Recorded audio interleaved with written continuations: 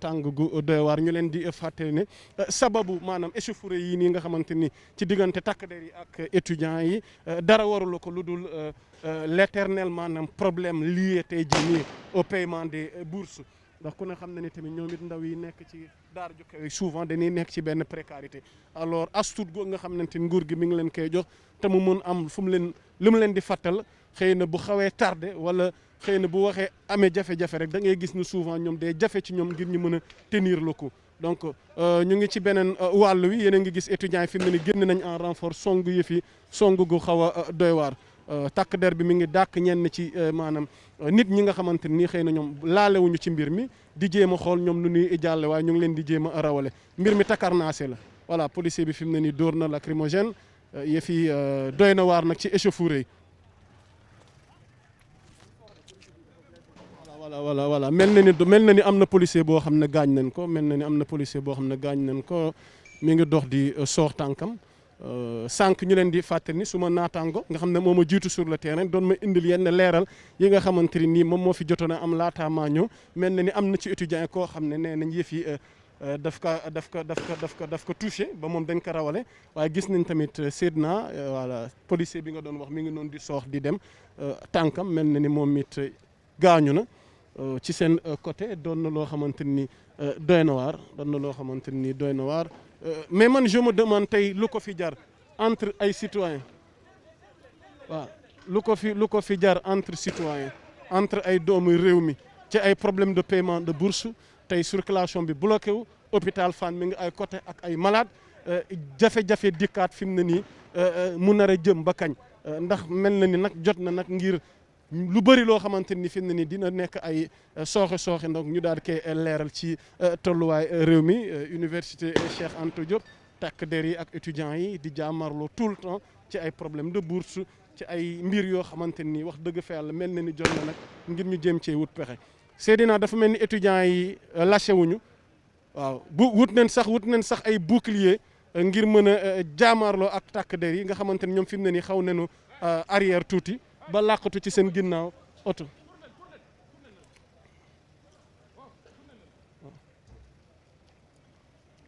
voilà donc ñu bàyyi leen ngeen continuer xool situation bi fi mu ne nii fi mu toll.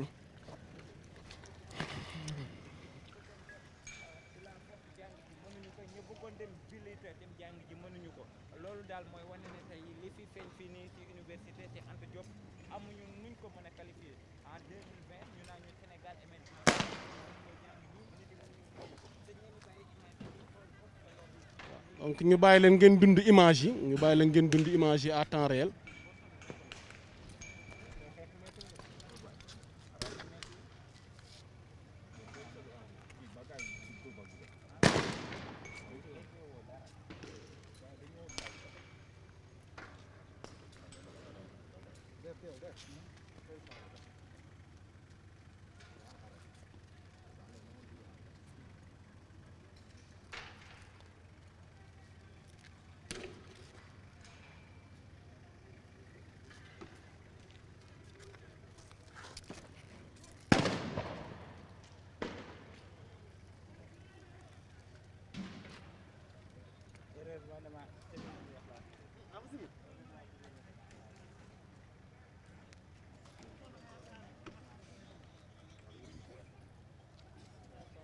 voilà donc ñenn ci policier mel na ni xaw na noo sonn taxit bu nu waxee dëgg te yàlla tax xeetu lacrymogène moom kum mënul sonal amul ay nit rek lañ mën a doon doy na waar ba fu doy waar yem fi doy waar yem fi mu ne nii ñenn ci policier sax seen chef ak leen di woo ndax ñenn ñi dañoo xaw a replier mel na ni lacrymogène bi xaw na leen a sonal mu mel ni ñu ngi xaw a reculer tuuti pour mieux sauter ndax itamit nag ay nit lañ duñu ay machine ndax mën a tenir lii ci suba ba léegi bëgg a jàmmarloog étudiants yi doon na lu xaw doy waar. voilà defe naa image bu daw yarama ambulance goo xam ne danoo toj pare-brise bi mooy romb noonu ambulance centre des œuvres universitaires de Dakar mel na ni am na lu ñuy rawale en urgence mu nekk image gu xaw a doy waar mu nekk image ba damay ragal nag est-ce que nekkul étudiant bi nga xamante ne nii ci suba voilà yëf yi dañ ko blessé woon cas moo xaw a aggravé voilà l'ambiance du cours de Kayase justement ci loolu laa nekkoon noonu suma doyen El Malick nekk ci wàllu photographie bi di ma ko signaler ci lañ nekkoon léegi ndax ci suba rek suma naataangoo mi ngi may expliquer ne ma am na benn étudiant goo xam ne jotoon nañ ko blessé mel na ni nag boo juumul moom leen xaw a rawale noonu ci biir ambulance bi mais malheureusement da ngay gis ni oto bi Kayase mu nekk image gu triste mu nekk image goo xam ne defe naa reflété wul tey lii nga xamante ne tey Sénégal ci la jublu ñu ngi wax émergence ñu ngi wax tey jii nii maanaam tey jii nii yenn projet yi fi nekk si suba rek je me suis dit que ne tey moom bu ma xëyee coup de gueule lay xëyee ci mbirum TER bi ndax mënuñu comprendre lu intention bi noble ngir maanaam faciliter nit ñi mobilité urbaine bi mais il y a tamit des priorités ndax nga jënd loo xamante ni nee nañ mi ngi jege lu ma junniy milliards au moment où tey jii ne ay jafe-jafe am na defe naa ni mënta dem mënta dig booba tey demul xel xaw ko mën a nangu et tamit nekkul image goo xam ne tey jii nii rafet na ci sunu askan et tamit jot na nag tamit nag ñu noppal takk der yi noppal askan wi ñu régler problème bi mbala ñu xool fu mu féete parce que tey jii ñun ñëpp ñoo bokk réew mi suñuy biir ñuy jaamaarloo nii xam nga loolu rafetul kenn ñaanu ko léeg-léeg sax yow mii sax nga xaañanteeg sa frère nga wala nga xaañanteeg koo xam ne sa mbokk la te doo ko xam mais sañoo dellu gën naa ndax liggéey bi fi mu ne ni moom moo koy laaj suma waa ji kon suma doyen El Malick mi ngi may woo am lu may signalé El Malick fu mbir yi toll ñu bàyyi la rek nga sànni ci say kàddu. non yaa Moussa lu ma jaaxal. waaw xale yi fi ñu jëlee xeer yi loolu lu ma jaaxal la et puis bon université mi ngi nekk en chantier. Est-ce que du foofu la ñu jëlee xeer yi ba pare am na gis naa ñu jël ay en bouclier. loo xam te ni xaw ma ay bant la xaw ma. mais xam naa Seydina dinañu gën a. zoomal affaire bi seet naa zoomal waa bouclier bi xale yi jël voilà. mais El Malick ñu seetlu ni DG gi fi jógee muy Abdoulaye Sow calme amoon na ak mbas mi tamit yu lu bëri xawoon na sedd mais mbir yi fi mu ne nii tàmbaliwaat na te ku bees a toog muy docteur Maguette Sène li ko sabab moom mooy mbiru wàll bourse yi ndax El Malick dañoo war a mën a dëkkee tamit tout le temps mu nekk benn éternel maanaam problème goo xamante ni diggante étudiant ak takk der ci ñuy jàmmarloo te lépp lu koy lal mooy affaire bourse lay doon El Malick. bon effectivement ki fi nekkoon so bi mu fi nekkee vraiment gisuñu benn sinon am na quelques dérapages mais soriwul mais bëriwul léegi nag li ñuy jaaxal mooy xëy na moom dem na am na ay mébét yu mu fi bàyyi loo xam te ni xëy na soxla étudiants yi la woon te xëy na taxaw guñ ci mais daal lii moom li ñu war a mën a jël parce que boo gisee avenue Cheikh Anta Diop bi nii li ñaaw na trop ci turu avenue bi mi ngi nii taxaw yëkkati loxoom. seet naa jëlal ñu image Cheikh Anta Diop googu noonu lan mooy traduire image bi tey noo ko jàngatee. non lii mooy xale yi arrêté leen lii mooy xale yi doy na maanaam ñoom université yi dañ ko waroon ruusee. mais doyen ñu ruusee ko turu ki ñu ko dëkk nangul naa la ko mais doyen tu t'imagines ñenn ñi ñu ngi jóge ba fin fond Sénégal yaakaar ñu lu dul seeni bourse tey jii ni bourse bi di tardé wala mu am gàllankoor nga jàpp ne tamit nag xëy na lii ñëpp a koy ñaawlu rafetul mais est-ce que tamit nag quelque part tamit ñoom it duñ leen wuyu ci li nga xamante ni bëgg nañ ko askan wi jàppale leen autorités yi jàppale leen ci. waaw xam nga Sénégal fu ñu toll nii foo làmb day metti fépp ay metti ba ci yow ba ci man ba ci ñun ñëpp képp kuy liggéey am na fii metti mais dafa am yoo xam ne di nga ko muñ dafa am yoo xam ne di nga ko tànkamlu en attendant nag kilifa yi jël ci ay mesures mais lii moom vraiment lu ñu war a gaaw a jël la. parce que yaa ngi dégg yuuxu xale yi cela veut dire que ñoom ils sont déterminés à ce que du ñu bàyyi tànk xool li ñu def camion police bi te camion police bi amul sañ-sañu dugg ci biir ay lacrymogène la ñu am di sa bon fexe nañu ba indi benn stratégie boo xam te nii fexe nañu ba xale yëpp dugg nañ ci biir léegi ñi nga xam ne jot ñu dugg ci biir rek ñoo fi nekk gum mais gis nga sànq ci boo jëlee côté NDS fa la xale yi nekkoon ak fii ci côté Mangi. mais hôpital Fann ñi fee fajo am na ñoo xam ne tey dañ am rendez-vous am na ñoo xam ne tey dañ nekk ci situation d'urgence blocage am ni dara warul ko lu dul étudiants am nañ problème de bourse bloqué nañ yoon bi ñu ngi jàmmaarloog tey takk der mais yaa Moussa du gis nga léegi ñoom seen ambulance bi ñu ngi leen di fekk si xaw nañ reculer ñu ngi fi mu ne nii voilà ñenn ñaa ngi naan ndox waaw xeetu lacrymogène bi tam mi ngi ñuy bëgg a sonal kon Daouda sëriñ bi xam nga tey wax dëgg yàlla fi ne dafa doy waar jamono gii ñuy wax ak yow xam nga ne affaire yi sax dose bi yokku na man sax xaaral dama la jox micro bi door a naan ndox ñëwaat. voilà donc xeetu lacrymogène bi man personnellement fi mu ne ni mbir maa ngi may xaw a sonal ñu ngi jéggalu étudiants yi génnaat nañ avancé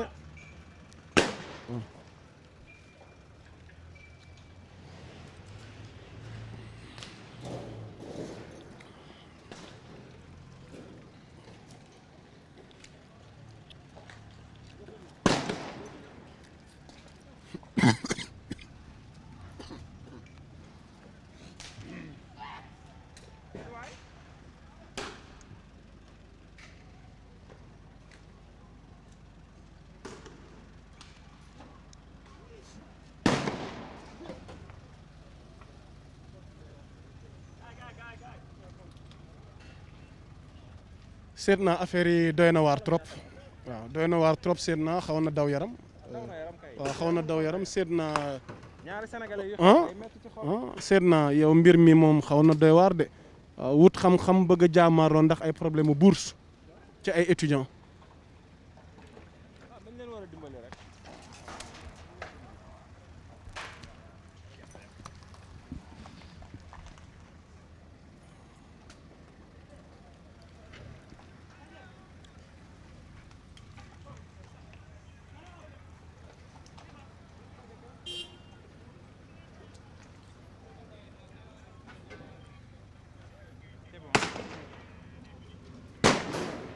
mbir maa ngi gën a takkar naa si étudiants yi à un moment donné ñu ngoon ci biir waaye mel na ni waxtu wi fi mu toll ni danoo génn ci biti song policier ba ñoom sax danoo xaw replier wu tuuti voilà donc kon mbir yi fa leen tollagum arrêté gul ba tey pexe amagu ci saafara amagu ci étudiants yi danoo gën a déterminé fi mu ne ni joxe seen bakkan jaayante ak maanaam takk der yi xam nga de jamono gi depuis 8 heures ba tey suñ fi nekkee jour même coow bi mooy lan étudiants yi la ñu demandé mooy seen i bourse en 2020 yaakaaroon nañ Sénégal waroon naa dépassé jamono gi ndax tey nag soo leen ko gisatee dëgg-dëgg étudiants yi dañoo gën a maanaam dañoo déterminé soo leen gisee nii fi ñu toll nii étudiants yi yëpp génn nañ jublu li nga xam ne mooy si auto police yi loolu moo lay wane de 8 heures jusqu'à ñoo ngi naan 10 heures léegi mu jot ak tey nga gis ne étudiants yi tey déterminé nañu mais aussi beneen bi nga xam ne lañ ca mën a jàpp mooy force de l'ordre yi bëri nañ jamono gii sax ay xeer la ñuy sànni loolu dalay wane rek jafe-jafe am na jafe-jafe gi nag mënuñu koo qualifier ndaxte dëgg-dëgg suñu nekkee Sénégal en 2020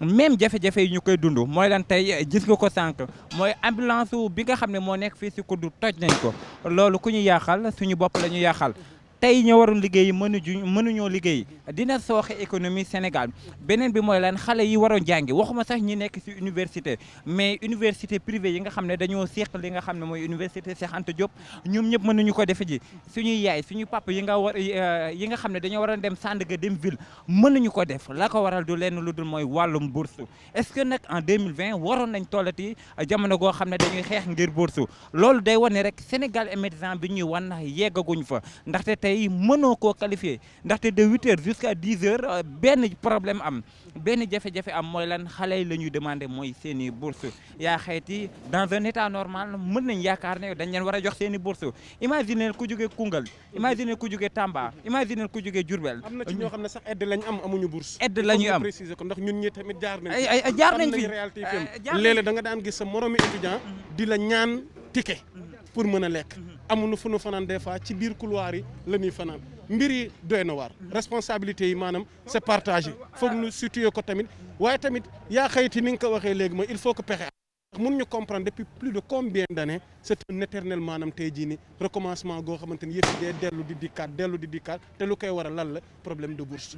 sëriñ bi dafa am sànq lu ma doon posé ma ne leen suñuy futur président ñoo fi ne suñu futur directeur ñoo fi ne docteurs yi ñoo fi ne le président Macky Sall jaar na fi tey mën na jàpp ne xeex ji beneen président mën na see génn mais tey wax ji mooy lan est-ce que tey béréb bu toll nii waroon nañ toll jamono goo xam ne dañuy sànnante xeer de 1960 jusqu'à nos jours luñ ci mënti wax Sénégal mooy lan xeex wala marche lu am mooy sànnante xeer après le ministre de l'urbanisme ñoom ñooy ñëwaat di defaat même li mu fi gis ndax benn la loolu moo tax ñu ne saa su ne rek na kenn ku ne jël matukaayam mooy ñi nga xam ne ñoo nekk ci nguur gi mais aussi ki nga xam ne mooy directeur kuddu mais aussi ñëpp ñi nga xam ne tey dañoo nekk ci wàllum jàng bi ndaxte sincèrement war nañ dépasser jamono goo xam ne étudiants yi dañu génn di xeex war nañ dépasser jamono goo xam ne force de l'ordre yi tey waroon nañ mën a def ji leneen tey waroon nañ dépasser jamono goo xam ne suñuy parents suñuy rakk dañu war a dem liggéey mënuñu ko am la ko waral nag du lenn lu dul mooy wàllum bourse lenn nag dañ ko seetlu ci Sénégal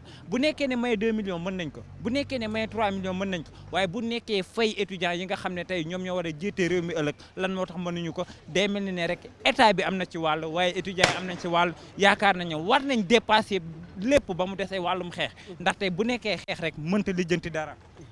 mel na ni mbir mi dafa gën a takkarnaase mbir mi gën naa takkarnaase ci diggante takk der yi ak étudiants yi mbir yi doy na waar ba fu doy waar yem xanaa dolli ñaan yàlla rek sutura am ci ndax ay doomi réew mi di jaamaarloo ndax mbirum bourse moo ko sooke boobu ba tey étudiants yi ñu ngi tenir tête mbir mi gën a takarnaase ñu leen di fàttali am na benn blessé ci wàllu étudiants yi waaye policiers tamit fi mu ne nii ñu ngi gën a génnee seen i lacrymogènes yi gën a ñoom itamit jàmmaarloo ak ñoom mbir yi gën a doy waarati ba tey pexe amagu ci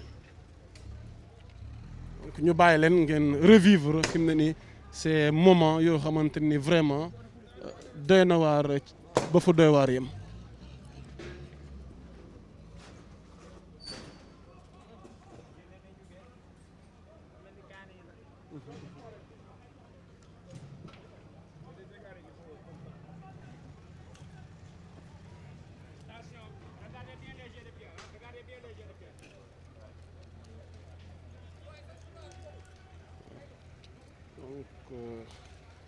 ñi jiite opération police bi di fàttali seen éléments yi voilà donc ngir nu bàyyi xel xeer yi ñun ñuy journalistes yi sax moom it mi ngi ñuy bàyyi xel ngir ñu xaw a mën a moytu jet de pierre yi voilà mu di ay mesures yoo xam ne ni moom mi jiite opération police bi mi ngi ñu koy bàyyiloo xel mel na ni sax da ngay seet ba ci biir ñu ngi koy def waaye gënulu leen. ndax soo déggee ñenn ñi li ñuy wax mooy on maintient. tey am na grenade lacrymogène au moment où l'on parle jamono gi am na yoo xam ne marchetul tey dem nañ bay ñoom di sànni xeer tey ñoom dem nañ ba ñoom ñooy sànni xeer tey loolu dalee woon ne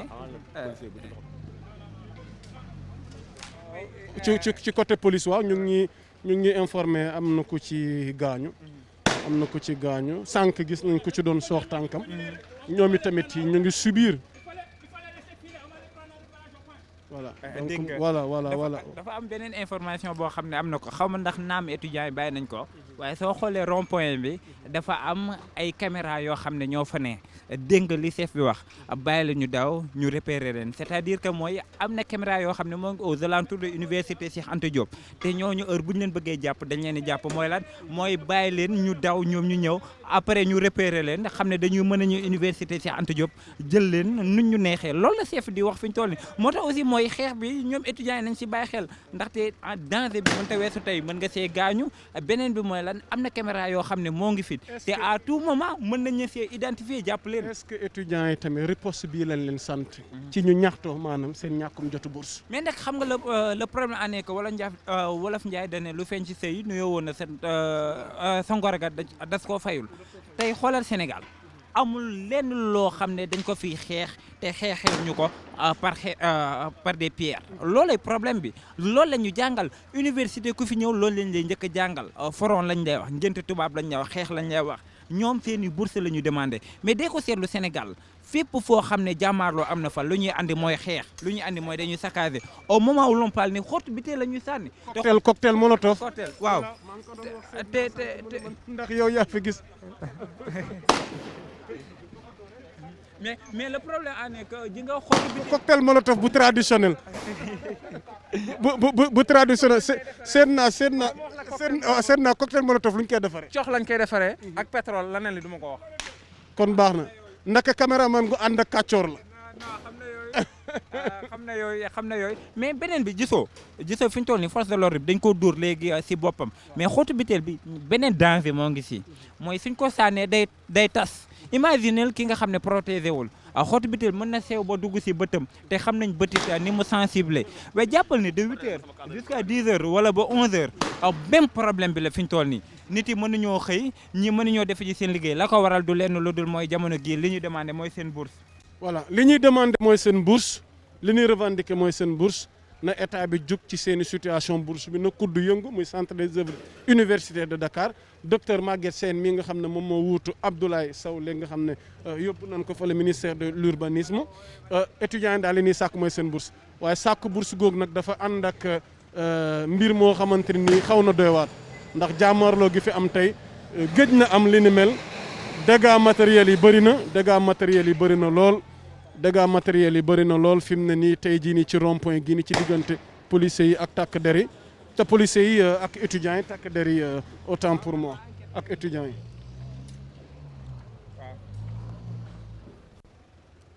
kon ñu bàyyi leen ngeen revivre at moment yii nga xamante ni métti na lool daw na yaram ci diggante étudiants yi ak takk der yi.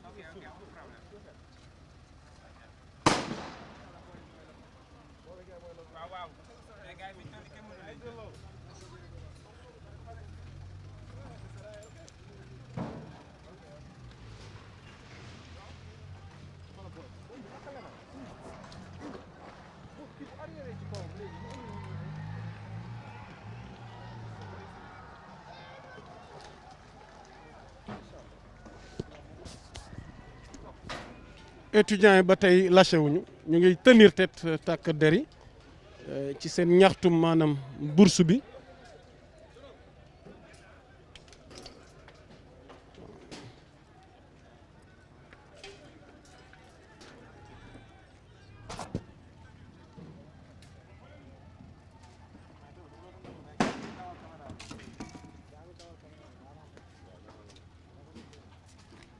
seet naa étudiants yi ba tey nangooguñu lâché étudiants yi ba tey ñu ngi ci front bi ñu ngi tenir tête takk der yi voilà.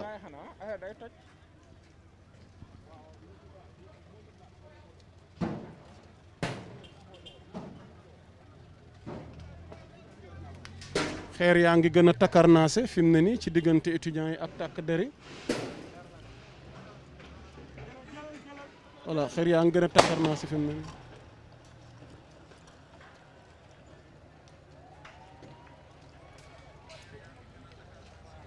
étudiants yaa ngi gën a avancé waaw.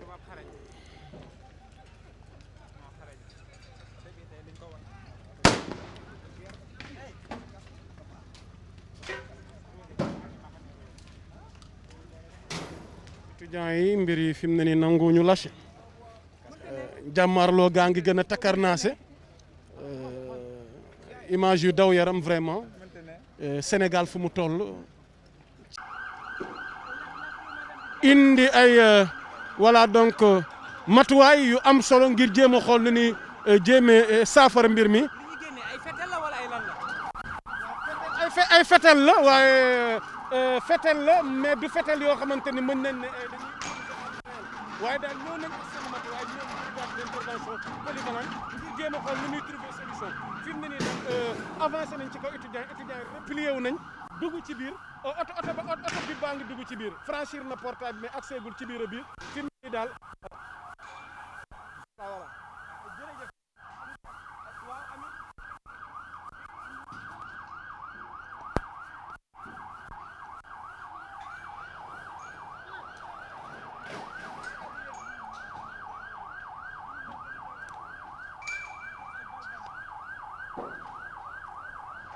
étudiants yi dellu nañ ginnaaw voilà mbir mi fi mu ne ni mooy dinañ dugg wala duñ dugg waaye lu ci munti am fi mu ne ni étudiants yi voilà replier nañ waxtu wi nag moom replier nañ delluwaat ci biir campus social bi fi mu ne nii nag renfort gi nag waa BIP ñoo ko amal muy brigade d'intervention ngir ñëw en rescousse pour jéem a xool fi mu ne nii nañuy gën a maanaam amee saafara ci mbir mi nu mu gën a gaawee étudiants yi ba tey ñoom fi mu ne nii réagir guñu mais daw nañ dellu fi mu ne nii pour le moment. bàyyi leen ngeen nekk ci fi mu ne nii di ko teewlu.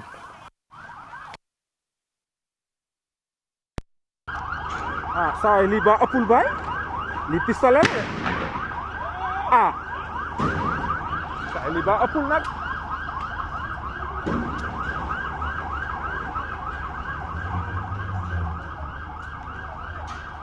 ndeysaan oh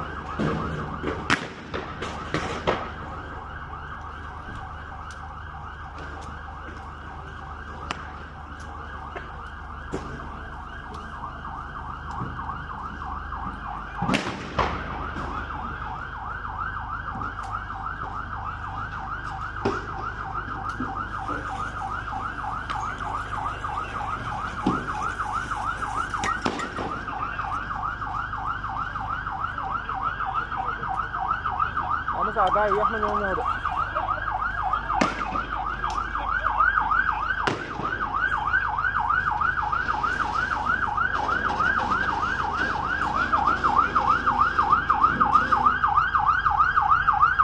gars yi dugg nañ biir université ah.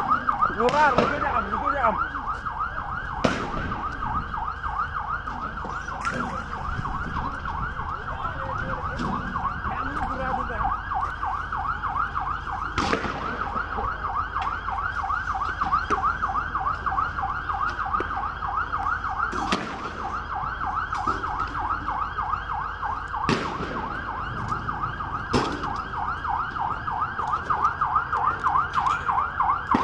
d'intervention polyvalente ànd ak fourgonnette police bi fi mu ne nii université Cheikh Anta Diop actuellement ni ñu ngi noonu xaw nañ gën a sécuriser périmètre bi mbir yi doy na waar ba fu doy waar yem.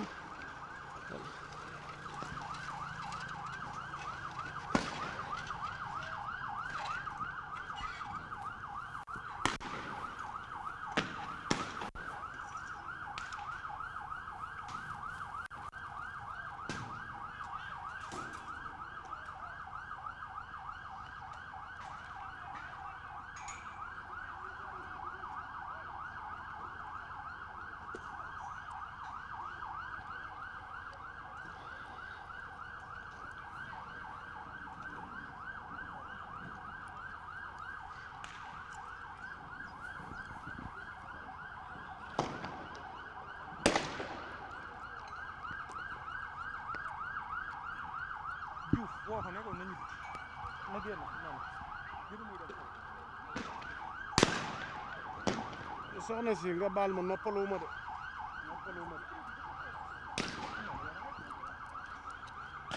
donc am ñuy laaj foofu mbir yi waaye mbir yi fi mu ne nii dafa doy waar ba fu doy waar yem noppalu amu fi police yi fi mu ne nii gën nañu maanaam takkuwaat ndax brigade d'intervention polyvalente bi BIP police nationale bi mu yegsee fi mu ne nii dafa gën a dooleel la police par rapport ak situation gi fi am mbir yi dégénéré wu na doy na waar ba fu doy waar yem waaw donc ñu bàyyi leen rek fi mu ne nii ngeen xool li fi am doy na waar ba fu doy waar yem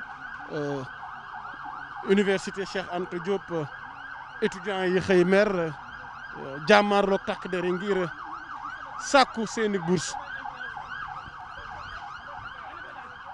ñu bàyyi ambiance bi dem.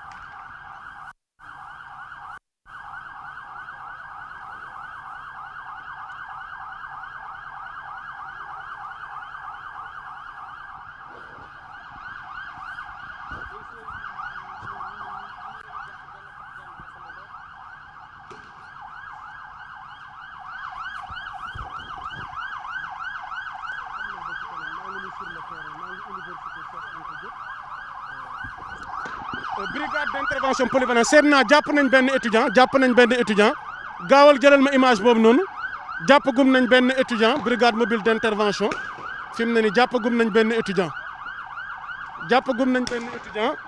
instant yi ñu ngi noonu seet naa jëlal ñu loolu jàppagum nañ benn étudiant policier yaa ngi koy jàpp fi mu ne nii di ko rawle voilà donc jàppagum nañ benn étudiant.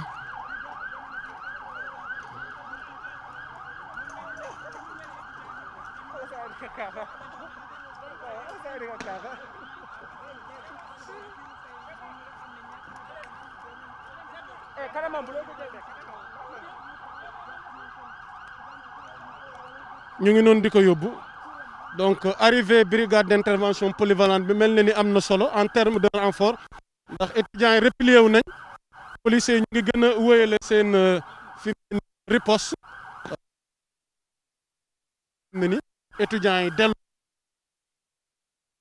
kenn ci gaay ku fi traîné pour le moment fi mu ne nii jàppagum nañ kenn opération baa ngi dox di wéy dugg nañ fi mu ne nii ci biir université bi voilà seet naa mel na ni ñëwu renfort bi am na solo brigade d'intervention polyvalente bi mel na ni bi mu ñëwee en renfort ci la pexe xaw a feeñ étudiants yi replié wu nañ dugg nañ ci biir gars yi pénétré nañ université bi ñu fàttali leen ko actuellement ni policiers ñu ngi ci biir université bi fi mu ne ni ak BIP brigade d'intervention polyvalente ba tey jaamaarloo gaa ngi benn par benn ñu bàyyi leen ngeen dund ambiance bi.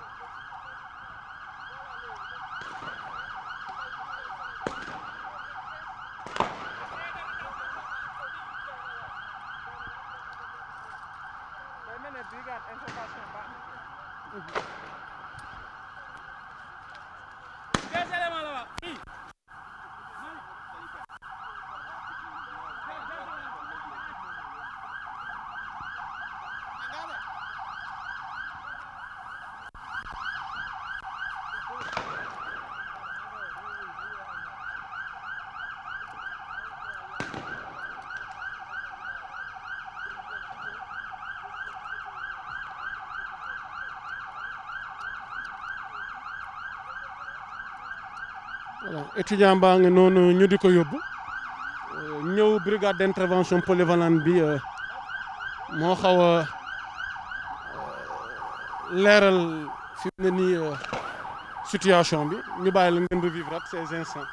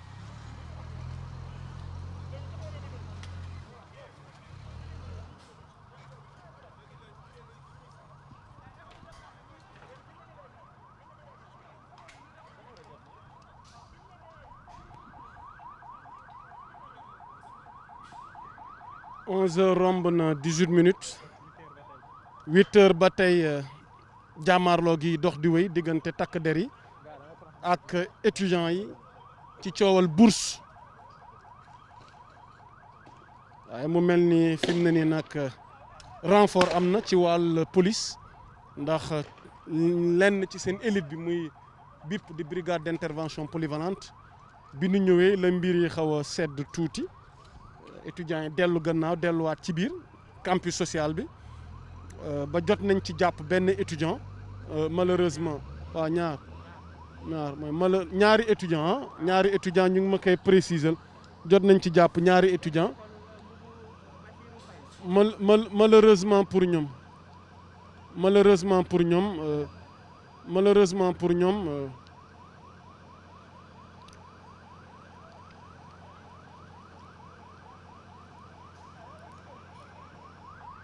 donc ñu bàyyi leen ngeen vivre ces instants.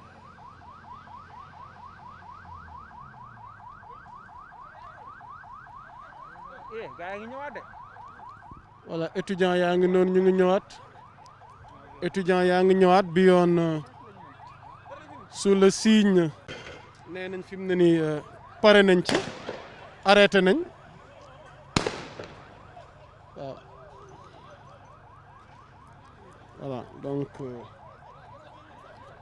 li nekkoon coow 8 heures ba tey plus de 3 heures de temps mel na ni arrêté wu na waaw donc étudiants yi fi mu ne nii ñëw nañ voilà donc nu avancé xool. étudiants yi fi mu ne nii arrêté nañu ne non violence fi mu ne nii moment yi xaw na doy waar voilà donc nee nañu xaw na doy waar arrêté nañu fi mu ne nii maanaam non violence bi arrêté nañu arrêté nañu arrêté nañu arrêté nañu ndax tamit ci côté étudiants yi bëri nañ ay gaañu yi fa am actuellement nii c'est la non violence étudiants yi fi mu ne nii arrêté nañ libéré waaw étudiants yaa ngi sàkku ñu libéré kenn ci seen gaay ñu jàpp étudiants ñu ngi sàkku ci kenn gaay ci gaay duñ jàpp fi mu ne nii nee nañ libéré ndax jàpp nañ ñaar ci ñoom fi mu ne nii voilà fi mu ne nii ñu ngi sàkku ñu libéré seen yenn gaay ñu ngi yuux libéré fi mu ne nii affaire yi arrêté na donc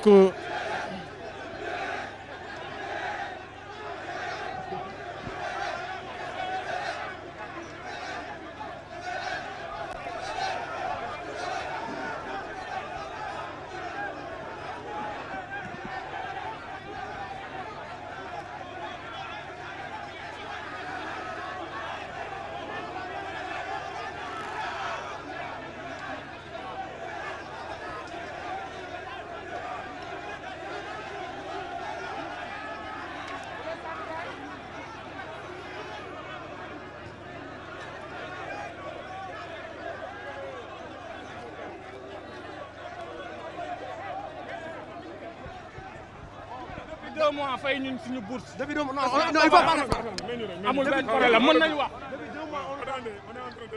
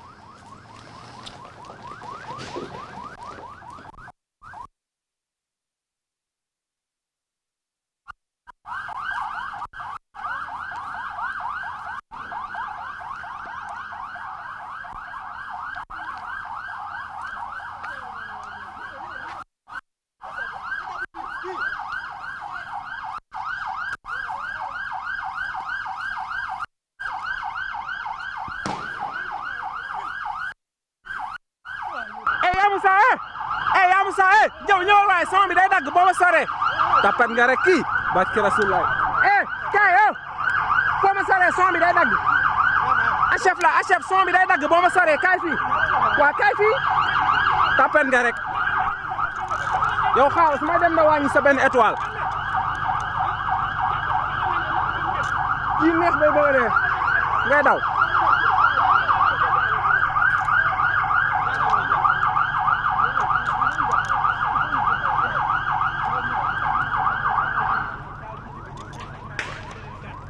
yow looy daw ah da nga daw di reculer nga xool lee def nga naan da ngaa daw boo dawee xoolal soo dawee son bi day dagg xoolal achef bi nii la def antenne bi kii wu ci kaw war a ma sori da nga may jege ay am sa daw yow fii c'est beaucoup de 200 mètres ka daw ba pare naan ah yow tamit bàyyi ba waay daw ba mu neex ko bëgg ma jiñ daw man mii. wolof ay nee na dëggal kii jàmbaar waay dawul dafa wuti doole. dëgg la reporter bi waay. jàmbaar dawul dafa wuti doole kon sànq pexe naroon na am. ci diggante takk der yi ak étudiants yi naroon nañ wut solution seet na sànq solution naroon na am diggante takk der yi ak étudiants yi waxtaan wu nu naroon a sekk ngir jéem a wut solution ndax ku ne xam na ni fi mu ne nii étudiants yi ci seen wàll am na ñu jàpp seen morom yi ñoom sàkku nañ fi mu ne nii à ce que ñu libéré leen waaye ci biir waxtaan wi incompréhension judduwaat ci yëf yi fi mu ne nii tàmbaliwaat na kenn ku ci nekk ci sa wàll jàmmaarloo bee ngi dox di wéy waaye ñu leen fàttali am na étudiants yu nu jàpp am na étudiants yu blessé am na ci wàllu takk der yi tamit coono goo xamante ni tax na ñu wuti woon renfort brigade d'intervention polyvalente bi dikk ngir renfort ndax renfort googu nu indi moom moo xaw a indi saafara ci mbir mi kon mbir yaa ngi noonu di dox du wéy ñu bàyyi leen ngeen xool yëf yi.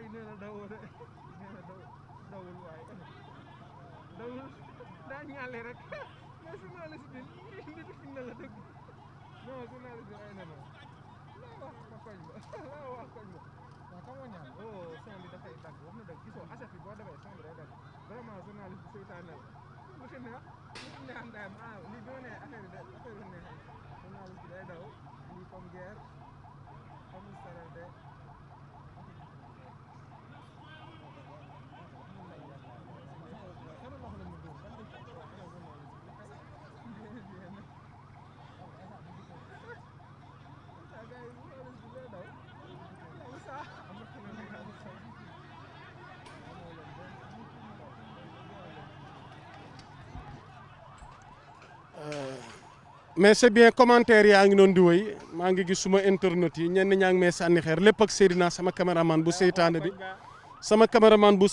bi di ma bëgg a dawloo waaw di ma bëgg a dawloo te wax dëgg fa yàlla daw amu fa ndax bu ngeen ma gisee nii ci kanam écran bi maa ngi nii ci biir front bi jàkkaarloo ak mbir yi waaye lenn lu nekk xel la lenn lu nekk maanaam dafa am nu ñu koy régler dafa mel ni incompréhension commencé na am ci biir maanaam takk der yi ci mbir mi waaye ndeem ñoom ñoo booloo ngir ñëw jàmmaarloog étudiants yi waaye mel na ni ñoom it déggoo war na am seeni biir ñu leen di fàttali ni fi mu ne nii sànq pexe naroon na woon am ci mbir mi waaye entre temps incompréhension judd na ba yëf yi maanaam tàmbaliwaat na am na ñu jàpp ci wàllu étudiants yi am na ay blessé tamit gis nañ ambulance kudd bi kayaase nañ ko kenn ci étudiants yi nga xamante ni blessé la woon rawale nañ ko voilà ambulance baa ngi noonu di ñëw mi ma doon tudd noonu ambulance baa ngi noonu di ñëw ngeen gis ne pare-brise bi noonu dañ ko kayaase complètement mi ngi changé yoon mbir yi xaw na doy waar ba fu doy waar yem ñu bàyyi leen ngeen revivre instant yi nii donc seen journaliste dawul ñu ngi ci front bi di leen indil xibaar yi wax dëgg fa yàlla lépp ak seet naa sama cadreur bu seytaane bi te moom moo daw voilà donc ñu bàyyi leen ngeen teewlu mbir yi fi mu ne nii doy na waar ba fu doy waar yem.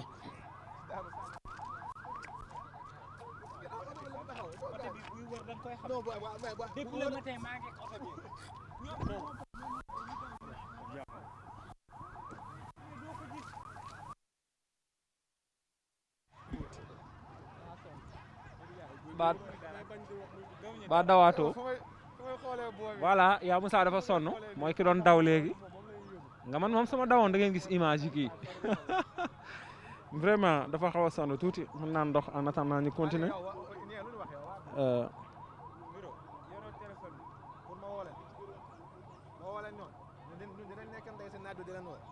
voilà ñuy fàttali ne waa BIP ñoo mujjee ñëw affaire yi calmé yu boobu ba tey étudiants yi génnaatuñu di brigade d'intervention polyvalente di waa policiers yooyu nga xam ne amuñu loolu rëy na sentir naa ko de.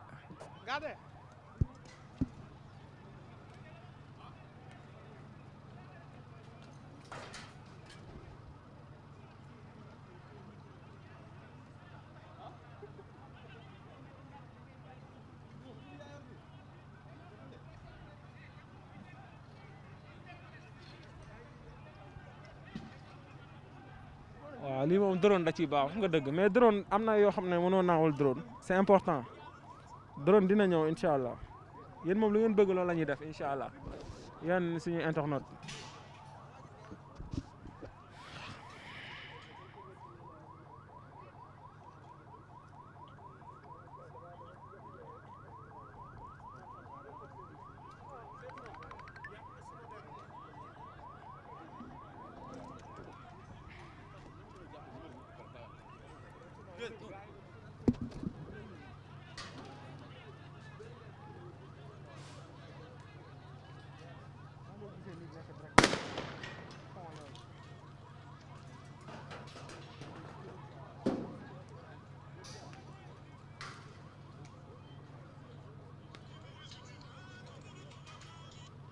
Allo waaw maa ngi cool waaw maa ngi nii direct tey waaye dama àgg daf ma def waaw non foo nekk nii man maa ngi nii ci kese kese maa ngi ci am raadu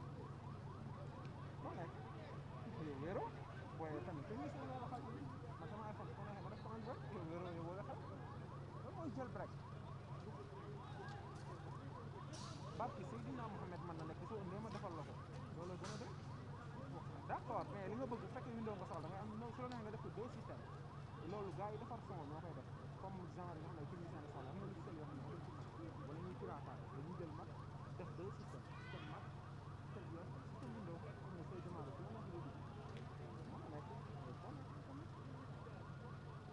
dama xamul loolu rek moo tax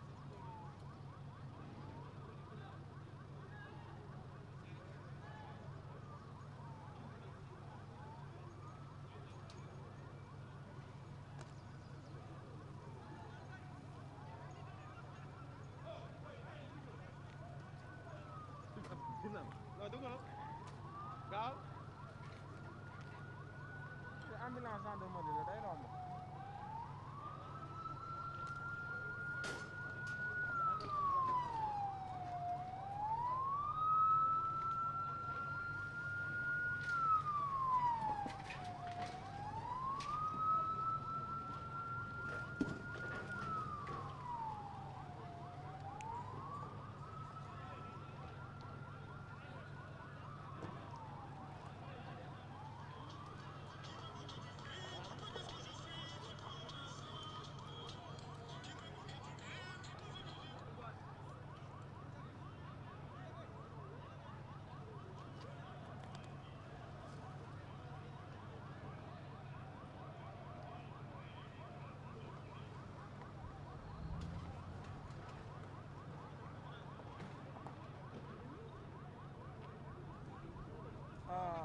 jaa ngeen jëf les internautes affaire yi dafa mel ne moo ngi continuer jamono ji étudiants yaa ngi taxaw di stand by policiers yi aussi ñoo ngi taxaw ñi nekk sama ginnaaw ñoo nekk waa brigade d'intervention polyvalente di waa BIP ñoom nag ñoo ñëw yëngal affaire yi ba mu yëngatu jaxase mbir mi ba étudiants yi fatuwaat nañu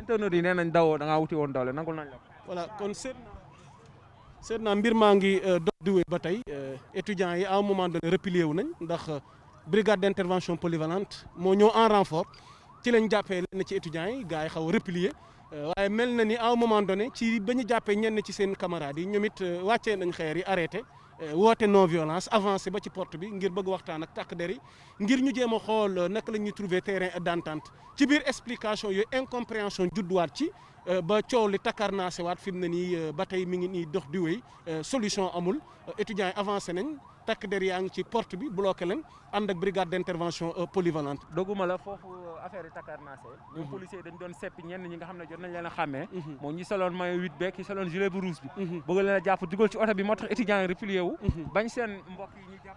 très bien ñu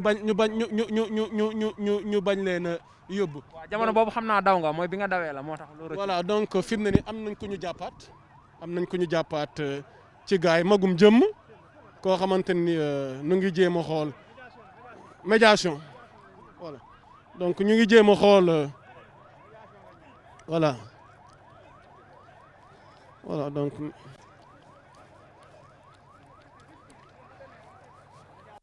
waaw voilà donc mais ñu ngi jéem a dox médiation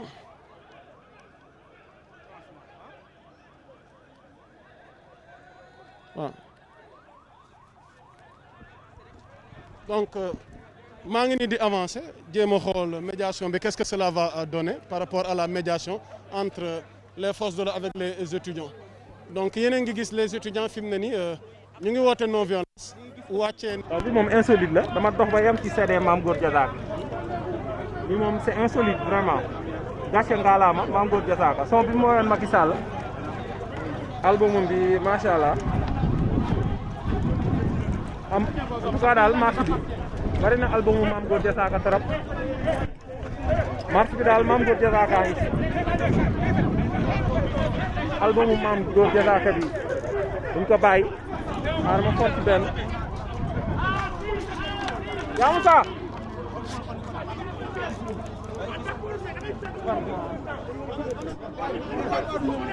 bu leen fàtte album Mame Gor Diazaka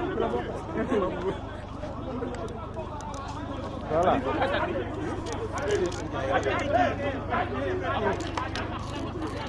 Mame Gor nag yow vraiment mooy loolu ah c'est grave non xam naa dañ ko jëlee ci kees yi daaj yi sûrement loolu lay doon waaw.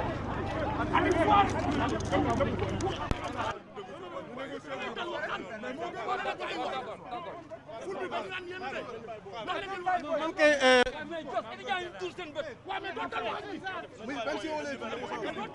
vous êtes là pour disperser la foule. Vous êtes là pour disperser la foule, mais pas pour tirer directement sur les étudiants. On le dit. Ils sont là. Ils sont là pour disperser la foule.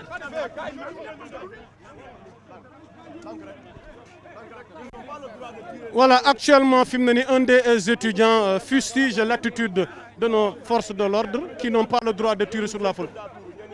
mais balaa dara xew lan moo xew exactement lu xew. ay bëtu étudiant damm leen tiré leen direct ay balles lacrymogènes tiré leen direct ay balles lacrymogènes ce qui est anormal.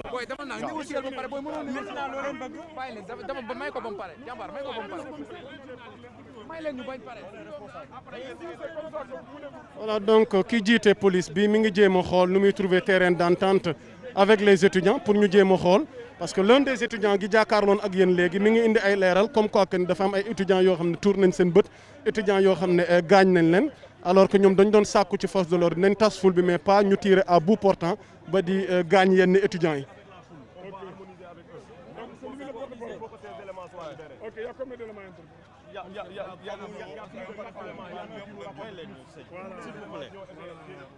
Donc il faut vérifier. Il faut vérifier. Le commissaire du Pouilleux est là. Le commissaire du Pouilleux est là. S'il a des gens qui peuvent vérifier. Là, ce soit dans les buts. On est un commissaire à l'écart. Il y a une seule politique. D'abord, quand on est responsable, il faut se comporter. C'est-à-dire,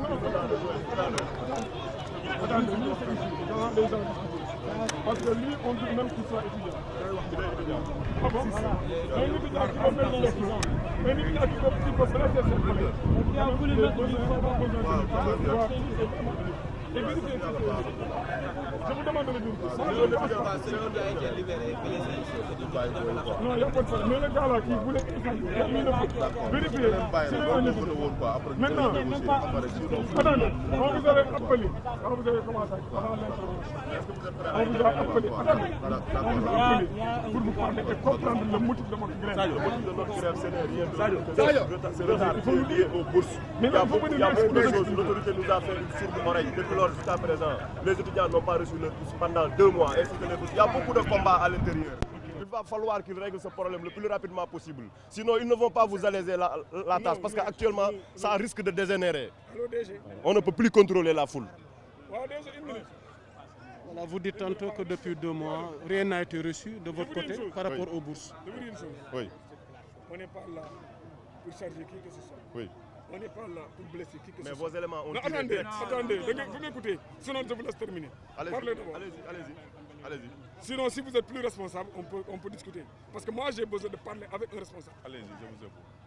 Je vous dis très bien, avant l'arrestation, il y a eu des jets de pierre. Oui. Vous avez même une arme présentement, il paraît, avec vous. Restituez d'abord l'arme et on libère vos éléments. Qui a brisé, qui a cassé un poste radio, qui a blessé un commissaire de police. Donc soyons plus responsables et discutons. On n'est pas là pour commencer. Vous pensez que ça nous fait un plaisir de tirer des grenades envers des étudiants? Vous pensez que le fait que la rue là soit barrée et qu'il y ait des interventions à l'hôpital, que ces gens-là ne puissent pas passer, vous pensez que ça c'est bon? Vous pensez à vos parents qui utilisent les équipes, vous pensez aux embouteillages que vous créez? Pensez tout d'abord à ça. On doit évoluer. Arrêtons de nous battre comme ça, comme des... Moi je me demande parfois, mais on est où? Quelle violence pour tenir des pierres, jeter ça sur un autre? Quel est le sens de ça? Venez nous voir, discuter avec... Attendez, la dernière fois, vous avez discuté avec nous. On a parlé à vos autorités. Tout à l'heure, c'est le directeur du COUD qui m'appelle. Le matin, je l'ai appelé. J'ai appelé le directeur des bourses. Les autorités de police sont en train de voir comment régler ce problème. Parce que ça, c'est une question de sécurité publique. Absolument. Nous, on est là pour gérer l'ordre public.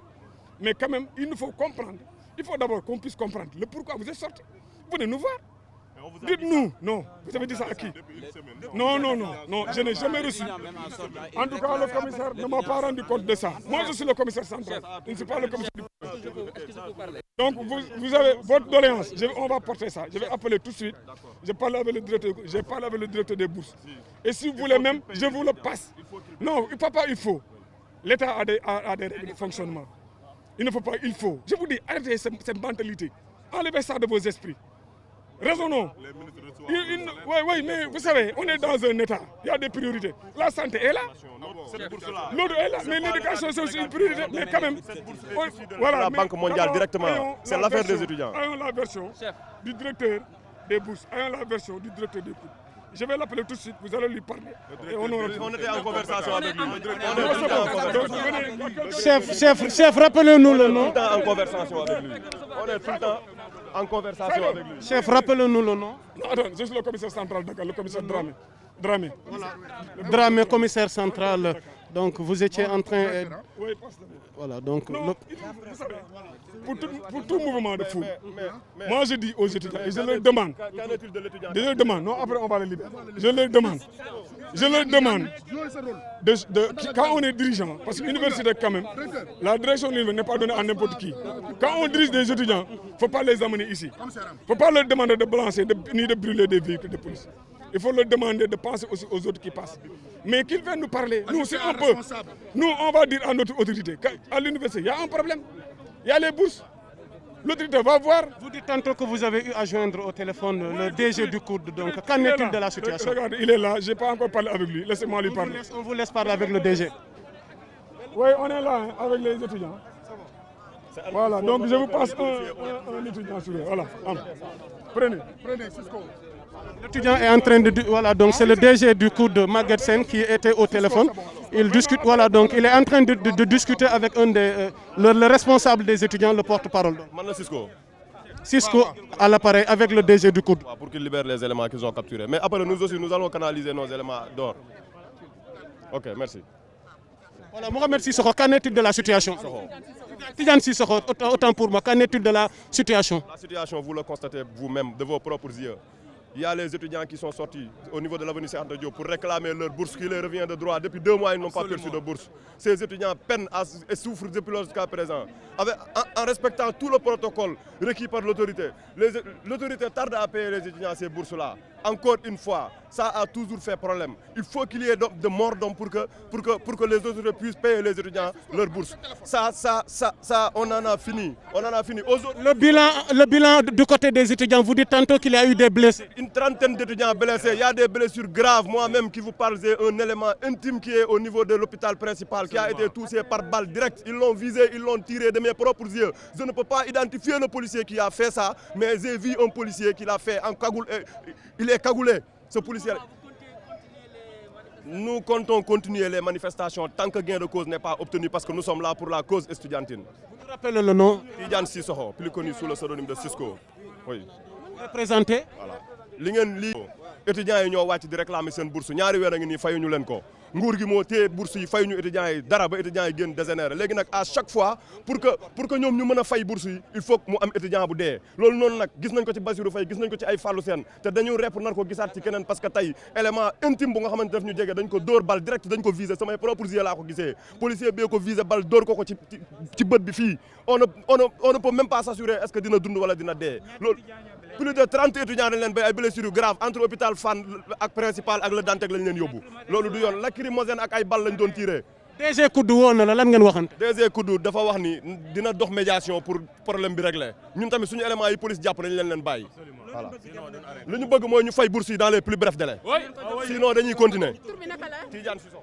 voilà donc Tidiane Sissoko moom moo doon wax indi ay leeral ñoom ci seen wàllu étudiants yi par rapport ak situation bi nee nañ daal mot d'ordre gi nga xamante ni moom mooy urgence bi fi mu ne nii mooy ñu ngi sàkku à ce que ñu fay leen seen bourse waaye tamit Dramé di commissaire sànq moom itamit indi na ay leeral ci wàllu police bi ñoom ci seen wàll situation bi fi mu toll kon ñu bàyyi leen ngeen suivre fi mu ne nii mbir yi muy dox di wéy ñu ngi université Cheikh Anta Diop voilà donc maa ngi suma voilà Ousmane Thiam de Sene News am na lu ma bëgg a leeral donc Ousmane situation bi doy na waat donc ñu bàyyi la nga indi ci ay leeral. voilà yaa Moussa bu Sénégal maa ngi lay nuyu ndax booy seet jamono jii ñuy wax ak yow fii ci université Cheikh Anta Diop de Dakar problème bi dafa doon problème bu récurrent ndax tey soo gisee yëngu-yëngu yi daanaka commencé woon na vendredi bee ñu génn mais nekkul woon collectif amical des étudiants mooy amical yi mais bi yoon soo gisee da ngay gis ni amical yi si boppam ñoom ñoo constitué wu génn def seen communiqué en avant pour wane ni ñoom dinañ génn ñaxtu nag problème yi alerté parce que vendredi bële grève ñëkkoon na am mais nekkul woon collectif te booy seet ci affaire bourse yi kii di le directeur des bourses Khalifa Gueye dafa nekk di dem waaye nekkul lu demee ak waxtaan ak étudiants yi moom dafay demee ak xelam ak di nga xamante ne moom la jàpp ni bu ko defee day voilà parce que étudiants yi ñoom waxtaan parce que booy seet ren ci période Covid moor doom rek ci wàllu université rek étudiant dee na rek nga gis ñu ne yokk nañ wala nga gis ni ñu ne voilà ñu gis ni ñu ne tey bourse yi dañ koy teel a fay wala ñu gis ni tey dinañ maye li nga xamante ne moom mooy ay ticket restaurant muy li nga xamante ne dafa war a doon lu perpétuel mais mënoo ko def à un moment donné à 2 wala 3 mois wala 6 mois de deuil après nga fàtte waa ji après nga fàtte étudiants yi loolu moo dul yoon tey jii nii li nga xamante ne mooy xew ci université Cheikh Anta Diop de Dakar mooy xew ci université Alioune Diop bu Bambey ndax booy seet ñoom les étudiants ñu ngi réclamer un amphithéâtre ak seen restaurant moom boo demee fële nga xamante ne moom mooy ca Sanaar ñoom it étudiants yi fa nga xamante ne ñoo fa ne ñoom it ñoo ngi réclamer jamono ji ci li nga xamante ne mooy ay wàllu infrastructure ba tax na JST yi ñu ngi koy continuer mooy journée sans ticket yi boo demee Sanaar tey na nekk fa restaurant yi instant yi jaaxle nañ ndax gisatuñu nga xamante ne ñooy lekk wala étudiants yi di ñëw ba pare di lekk di yàq lekk bi donc loolu yëpp muy ay problèmes yoo xam ne ñu ngi si université publique yi donc l'État doit prendre ses responsabilités ak ki nga xamante ne moom mooy le ministre de l'enseignement supérieur ndax tey moom doon na ki nga xamante ne il n'est pas crédible aux yeux des étudiants donc tey moom war na defaraat image am tey war na booster waat li nga xamante ne moom mooy secteur bii di enseignement supérieur parce que lii warul am le DG Abdoulaye Kout bu mu fiy jógee gis ngeen Abdoulaye Sow plutôt gis nga infrastructure yi xoolal dem ba réaliser dara ñu jëlee la xoolal est-ce que tamit mën nañ continuer une telle gouvernance parce que c'est de la politique parce que tey Kaffrine booy seet Abdoulaye Sow moo fa nekk politiquement il a satisfait le président tey politiquement taxawoon na goxam fi nga xamante ne moom mooy Kaffrine tey président da ko bëggoon récompenser jël ko yokkal ko grade dam jox poste ministre mais il était bien placé pour négocier avec les étudiants loolu mooy le constat réel. defal nañ ko fi benn maanaam sargal goo xam ne gëj na am.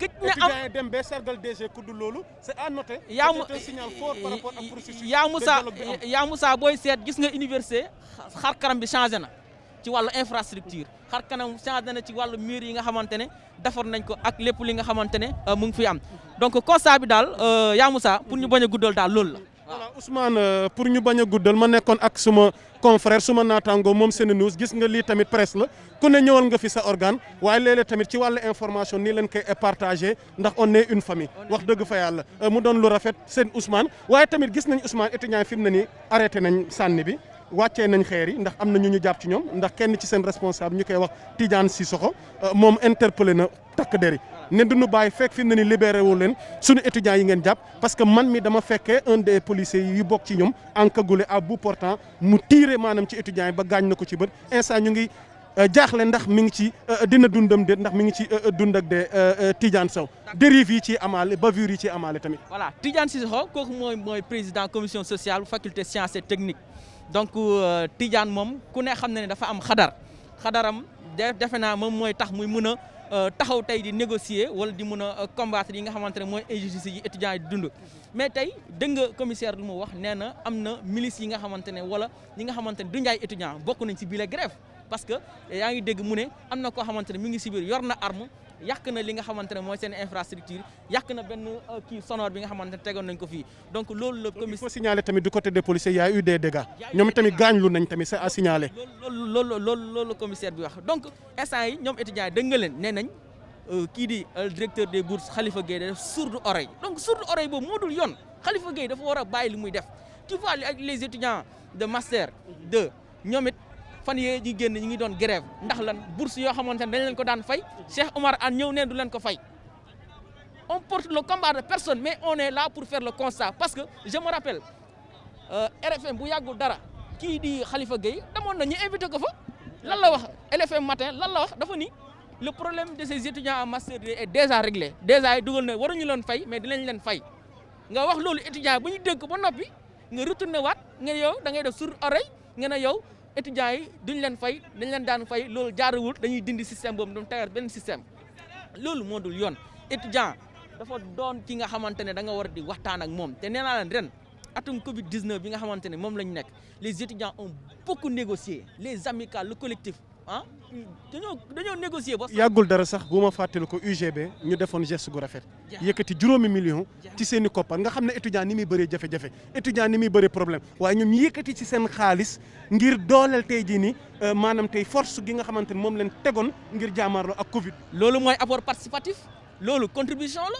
ñoom ils se sentent citoyens moo tax ñu def li nga xamante ne mooy geste bu nice boo demee ESP ñoom it def nañ loolu jël seen i bouteille de gel jox ko waa faculté des sciences et techniques def nañ ni ni mel jël seen ay li nga xamante ne moom tamit mooy seen i gel participer c'est comme ça léegi nag li nga xamante ne moom mooy li am lii kenn du ko rafetlu parce que tey circulation bi Dakar c'est bloqué capitale bi kenn Fana ngi à côté am ñu amoon rendez-vous ñi nekk urgence gis ngeen image yi léegi ambulance yi nga xam ne dañ ko kayaas voilà donc du image bu rafet tey lu ñu gënaloon moom mooy ñu gis ni suñu dëkk jamono ji étudiants yi am nañ conscience bi nga xam dañ koy dépassé mais tant que suñu autorités yi nga xam lañ teg si kaw te ñoom seen bopp lañ fi toogal seen gafaga lañ fi toogal donc duñu avancé fii rek la ñuy toll ba ilaa abadan nee nañ statut bi man nee naa leen du statut dara étudiant li nga xamante ne bëgg na boo ko defalul day yàq te loolu moom mooy esprit étudiant fii ci Sénégal Université Alioune Diop Bambey gis ngeen dañoo def marche dem ba Diamniadio fekk ñu fa Cheikh Oumar Anne jóge foofu itamit gis nga ñi ngi réclamer restaurant ak amphithéâtre yeneen ak yeneen problème ci université publique du Sénégal nga dem si Ziguinchor donc loolu foog ñu saafara ko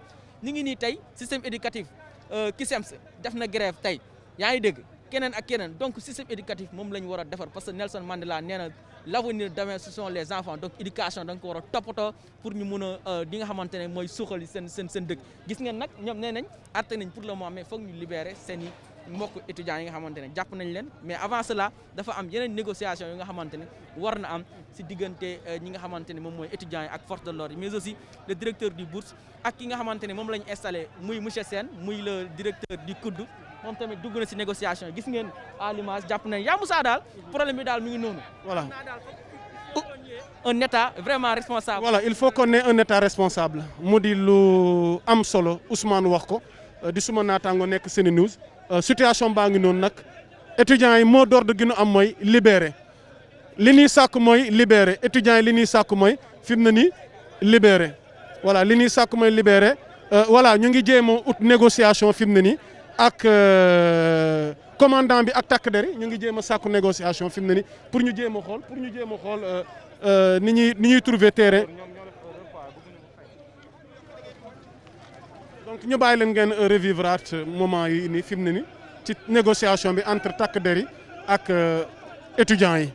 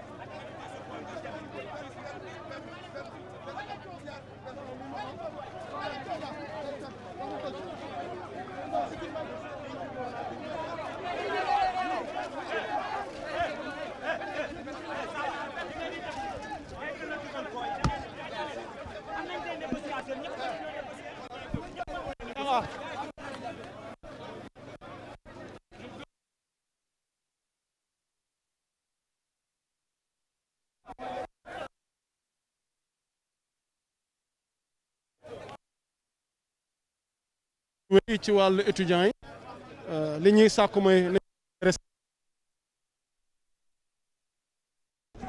son ba daw na ñu dem xooli médiation bi ni muy demee ak avec le commissaire Darame ak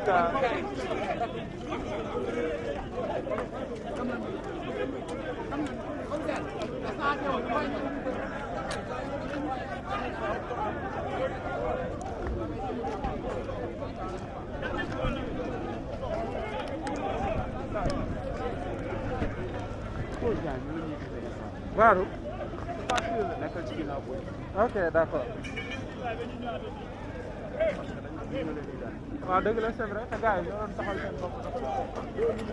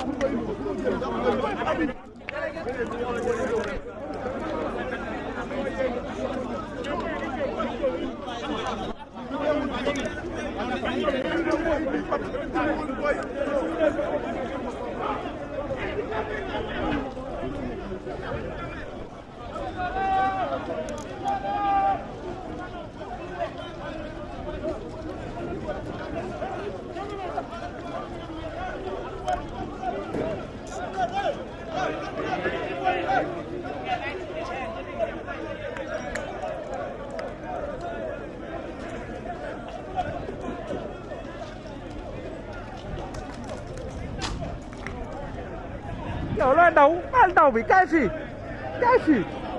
tapet nga rek man reporter bu tapet ci yow laa gisee waaw andi micro bu fekkee da ngay daw micro bu soree day coupé non micro bi bu soree son bi day coupé achète la tamit ah gisoo internet yëpp danañ xam naa rap tapet nga cool yaa ngi cool gis naa la gis de ah bon non yow lii depuis 8 heures la right ok merci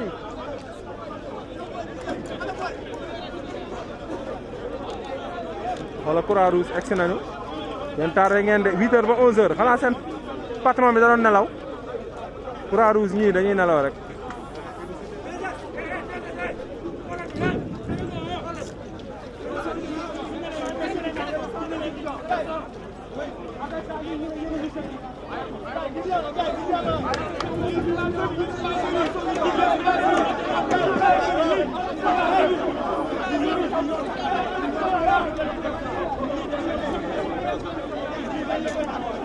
voilà étudiant yaa ngi wane benn t-shirt boo xam ne dafa sax direct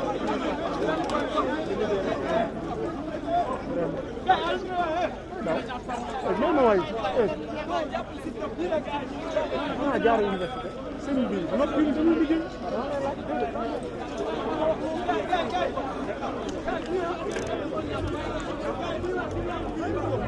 ah dama la laaj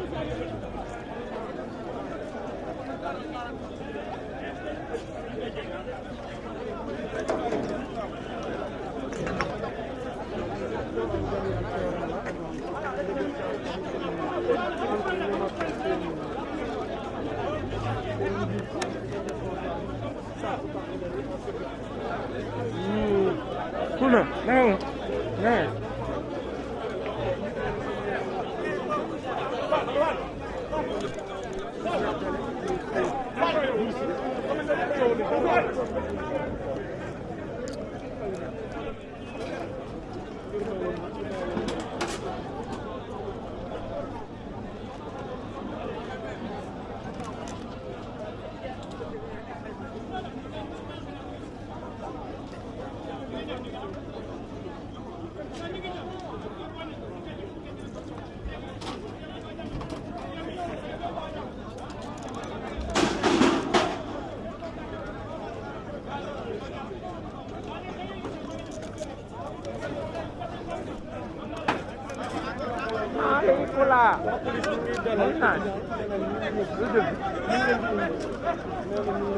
Tànk dara nekk sa tànk dara nekk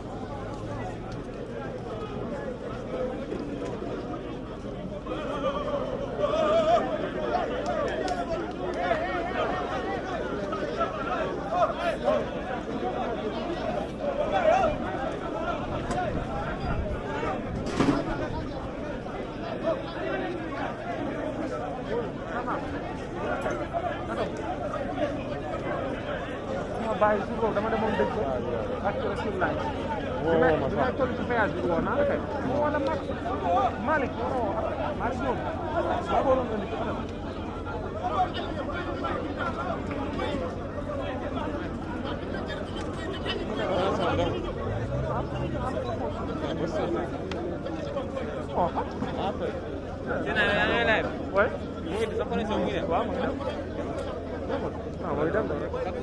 ça marche.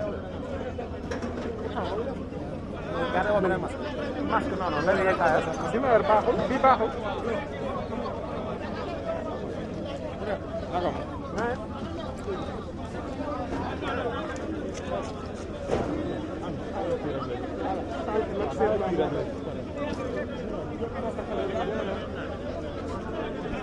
Pour le moment, situation bi xaw na stable. Policiers yi nee nañ ñu ngi jël étudiants yi dugg ah étudiants yi la ñuy sàkk mooy ñu libéré seen camarade te nag bu ñu jógee ci libération bi ni mu gën a gaawee day def bref ñu fañ bourse depuis 2 mois dañuy gis ni direction bi suñu déclaration bi ñaaw moom ñu doon wax ci pour étudiants yi nee na au même moment ñu ngi fay député ñu ngi fay ministre ñu ngi fay autorité waaye mel na ni ñoom xam naa ne ñu leen c'est pas seen na ñu dem jox étudiants yi wax donc étudiants yi fi mu ne nii sànq jëloon nañ seen réaction waaye mel na ni ñenn ci ñoom it ñu ngi sàkk bëgg am lu ñu leeral waaye Tidiane li mu jël te waxee seen bi defe naa li ma toon a leeral moom leeral na ko wax na ko par rapport ak situation bi mais li gën a urgent daal te am solo seet naa mooy nee nañ ñu libéré seen camarades yi ñu jàpp au-delà de ça tamit dans les plus brefs délais ñu fay leen seen bourse parce que depuis 2 mois Khalifa Gaye direction bi ñu war a génne campagne il fait la sourde oreille te itam mu ngi sàkku daal mbir mi mu gën a gaaw ñu def ko waaye am na ñu gaañu ci ñoom parce que un des étudiants ñu ngi wax ni kenn ci dañ ko tiire ak important ci bët te dañ ko évacuer ndax situation économique xamul tamit ndax dañu ko mën waaye doy na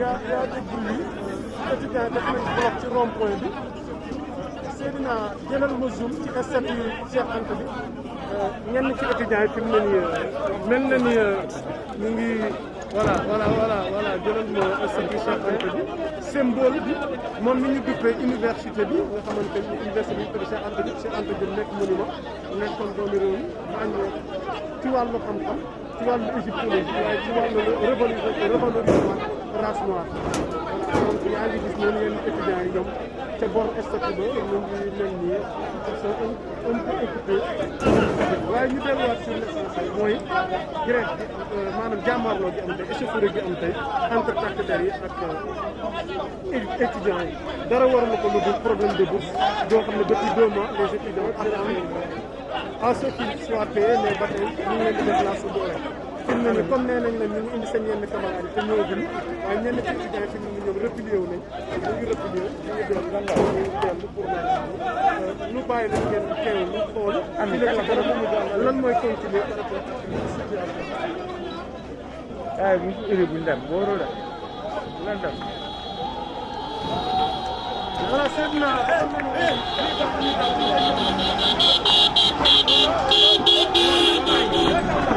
ñu ngi doon di leen libéré gaa yi wàcc gaa yi jàppoon ñëw na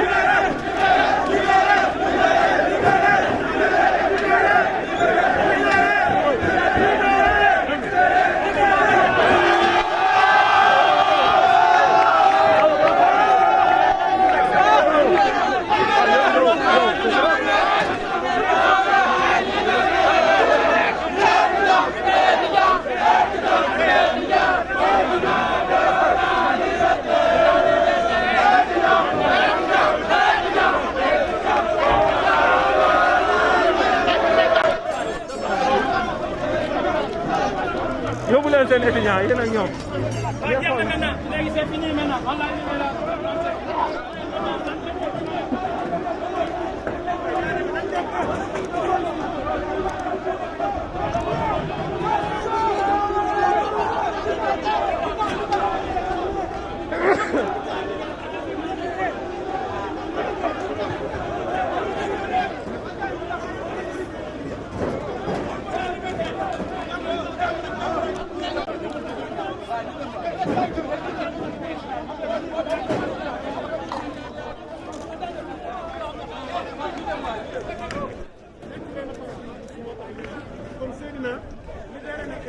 waaw complicité commissaire de l'armée ak commissaire point E voilà def nañ liggéey bu am solo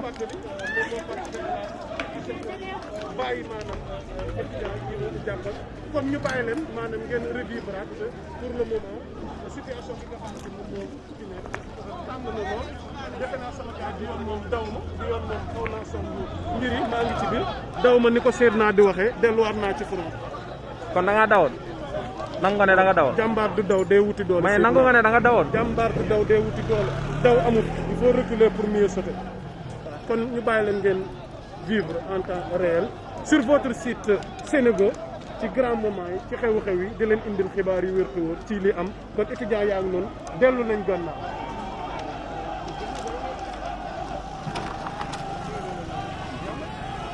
voilà étudiants yi delloo nañ ko arme ñu ngi rendre policiers yi liñ jëloon ci ñoom voilà defe naa ne loolu ci biir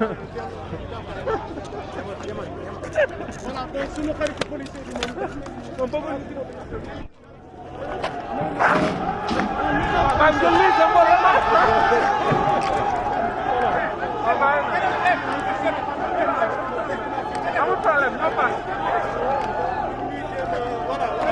seen naa dafa mel ni da nga am copain policier ci diggante bi de. Ah oui.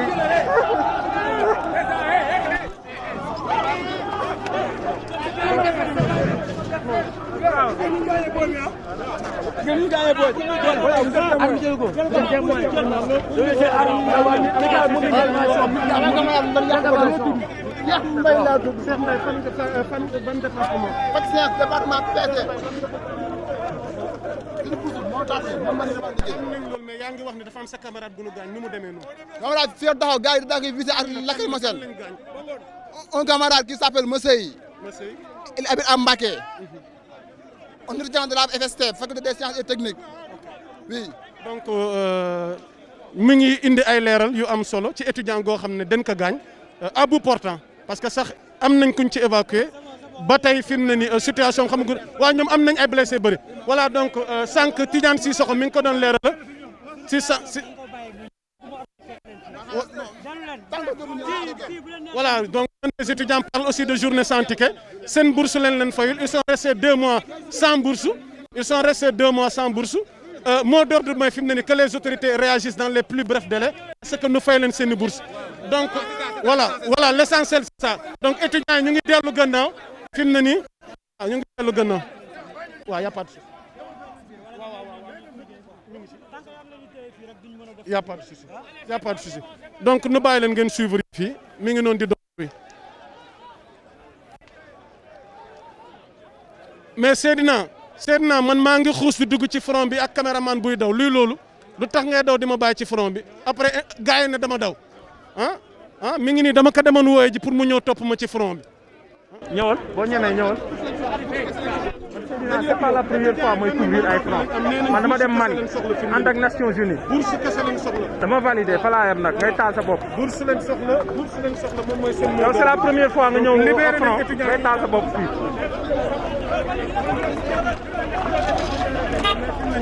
bourse lañ soxla.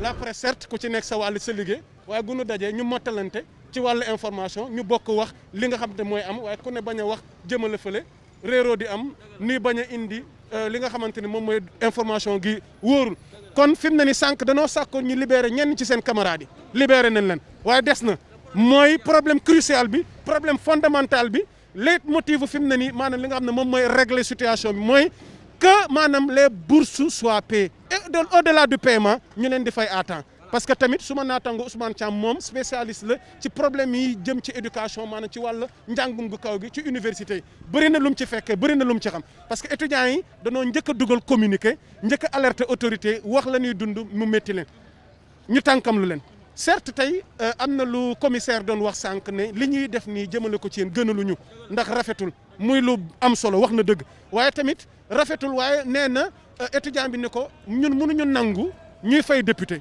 mënuñu nangu ñuy fay ministre mënuñu nangu ñuy fay yenn autorités yi commissaire ni ko non affaire de priorité la l'étudiant lui rétorque que tey ji donc l'éducation ndax nekkul une priorité réew buñ ko tabaxee xam-xam ak a tabax te fii la ñuy sàkkoo xam-xam njiitum réew mi fii la jaar kon li ñuy sàkk waxtu wi fi mu ne nii waaw Seydina mi ngi may sànni xeer ne Macky Sall jaarul fi ngeen bàyyi xel ne moom Gambie la newoon waaw Seydina Gambie la Yaya Jammeh ko dàq Gambie mu jóge Gambie ñëw Dakar fii voilà donc ma suturaal ko nee na sànq damaa daw ba internet yi di ma ree te jàmbaar du daw dee wuti doole boo nekk au front da ngay xam fooy teg sa tànk waaye mbokk yi ñu ngi leen di wax ni yéen a ngi en direct ak Sénégo di leen bàyyiloo xel ni maanaam voilà kon baax na ba beneen yoon.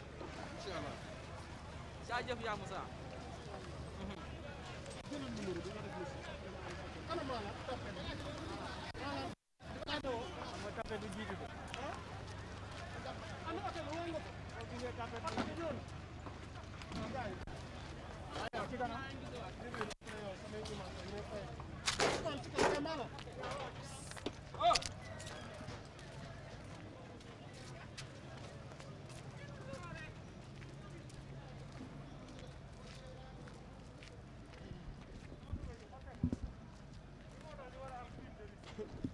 maa lay estati ak doole yàgg nañoo dem front yow yaa caméra ba sa tubay teppeeku xaaral rek dama lay filmer yow boo jugee di ma weer yëpp li moo tax prime de risque c'est normal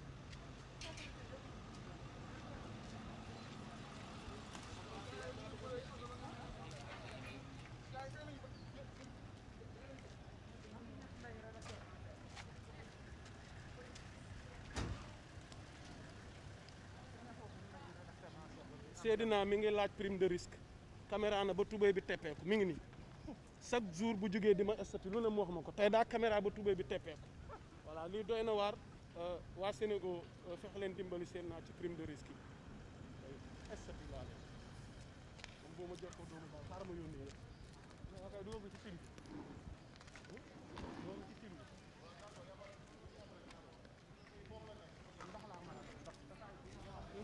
ndox nekkul na de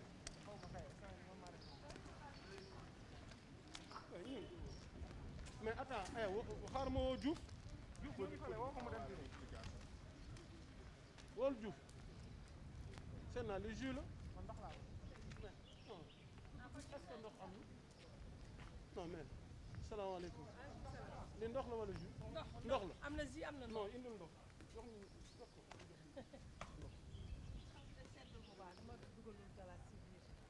merci ana Haalpulaar nga min ana Haalpulaar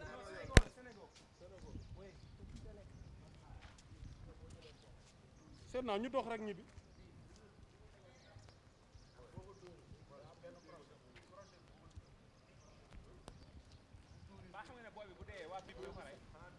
mais dañ ko tiré à bout portant non man booy bi du ma ne dina sauvé doon dóor mais yow mais chef bi lan la wax génn leen amu leen droit dugg ci biir te ñoom xam nañ ko mais dugg ci biir bi fi mu ne nii moom moo lay indil pexe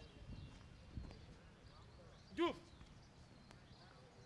yow mën nga repiler de ñu daje Sénégal mën nga repiler ñun ñu ngi dox di ñëw xam nga foofu soriwul beneen porte bi beneen yoon bi lañ génnee quoi point E bi waaw léegi yow mën nga repiler ñu daje Sénégal dégg nga waaw baax na ci kanam waaw